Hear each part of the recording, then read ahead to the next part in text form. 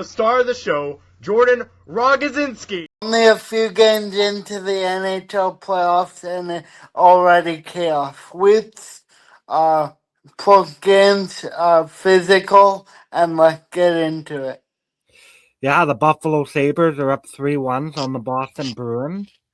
Buffalo's been kind of dominating Boston. They've shown that they're the faster team, exposing a veteran Bruins group. Buffalo taking control of Boston in the series. And honestly, has Boston lost its identity? I believe that Boston has lost its identity because they came into the series wanting to hit Buffalo, but actually Buffalo faster than Boston. The Colorado Avalanche just swept the Los Angeles Kings 4-0. No drama, no resistance, just control. So now you have to ask yourself, are the Avalanche the most complete team left in these playoffs? Colorado is the most complete team in the playoffs, and I believe that they'll get close to winning the cup. They might make it to the third round, but I still don't think they'll win the cup. I do think their depth, top to bottom, is good. They're a fast team. I mean, Nathan McKinnon and Cale Makar, they're world class players. I think they'll be out in the second round, though. I think Dallas or Minnesota will take them out. On the other side, is this the end of an era for the Los Angeles Kings? It could be with Kopitar retiring. That was pretty emotional to see, actually. His kids on the podium at the end of the game saying that we'll get our dad back finally. Yeah, and that's one of the things, people forget about these professional athletes. It's very hard on their families. They don't see their wives and the kids. They don't see their dad, So, and I mean, the kids, especially if they're young, they don't know what's going on. Now we'll get into the Tampa Bay Montreal series. It's been a back and forth series, now tied 2-2. Big game 5 tonight. But after that comeback, you have to wonder, did Tampa just take control of this series? I think going to 7, and this is bar none the best series of the Stanley Cup playoffs. Did Montreal missed their chance to take over the series in Game 4? I believe so, because they would have won 2 at home. That would have been tough for Tampa. Because swings like that can decide everything in a playoff series. The Oilers are on the brink, down 3-1 to Anaheim. If this holds, this might be the biggest upset of round 1, in my opinion. Would you agree, Jordan? I would agree. I thought and Edmonton would roll over Anaheim. Not roll over them, but not be thoroughly outplayed by them. Like, they lost 7-4. But that just shows goaltending matters in the playoffs. I don't get the controversy with that goal. It was clearly across the line. So now the pressure question is, are the Oilers about to waste another prime year of Connor McDavid? I think regardless, even if they win at home, they'll lose at some point in Anaheim or in Game 7. I think the Oilers are done regardless if they lose, if they win tonight. Now we'll get into Dallas, Minnesota. This might be the most competitive series. Back and forth, tight games. It feels like a true coin flip.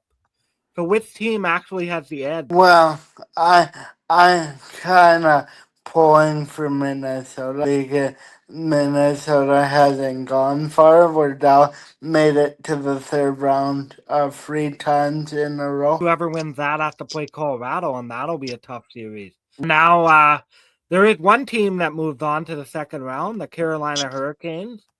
They swept Ottawa 4-0. No noise, just results. So the question becomes, are the Hurricanes the most underrated powerhouse in the East right now? They made easy work of Ottawa. in my opinion. But I believe in the second round it will be harder for the Hurricanes. Was this a successful run for Ottawa, or were they just happy to get there? I would say they're just happy to get there. I would say they played good down the stretch and they just happened to get in and they were enjoying the ride. They weren't really that competitive in that series. Going back to Buffalo, is this the official arrival of a new Eastern powerhouse? 1 year making the playoffs out of 14 doesn't mean really anything. Um, but if they do it consistently, it could be. Is anyone actually beating Colorado this year?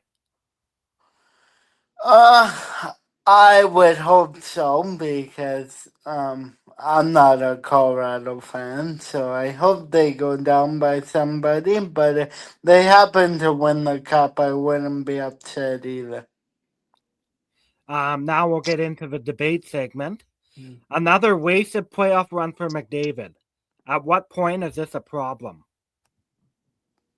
If they lose. Well, 3-1 down. I mean, we know the statistics of coming back from 3-1. But they've done it before. I don't know. I don't see it. I'll answer your question. If they lose, I think that horrible for Connor McDavid. You're wasting one of the best players in his prime career.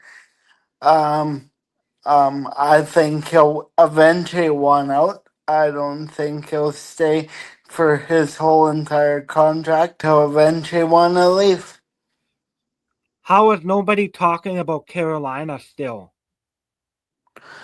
Well, they always have been the regular season team. They haven't really been a playoff team.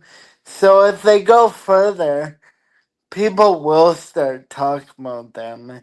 Just, playoffs is more recently biased. Can anyone actually beat the Colorado Avalanche this year? Is this the moment Buffalo becomes a real contender? It could be. I'm really enjoying their speed and their physicality and the crowd is really amazing for Buffalo and good for the National Hockey League too to get more revenue and more intrigue in the Stanley Cup playoffs. That comeback just changed everything for Tampa. This series might be over. Looking at everything so far, what's been the biggest surprise in the NHL playoffs? It would be the amount of penalties. There's been a lot of power plays. That's not normal. And honestly, I would say Carolina's penalty kill. I think they're perfect. They killed literally every penalty they had. Quick local note, the Manitoba Moose won their first round series against the Milwaukee Admiral. They moved on to the second round. So at least Winnipeg's having another team have some playoff success since it just didn't make it this year. Mark Scheifele is going to play for Team Canada at the World Championship in May. That's where things stand right now. A lot can still change, but storylines are already building. Let me know in the comments. What stood out to you most so far? Thank you folks for watching. Hope you enjoyed the episode and we'll see you next week. Bye bye. Also, please like and subscribe.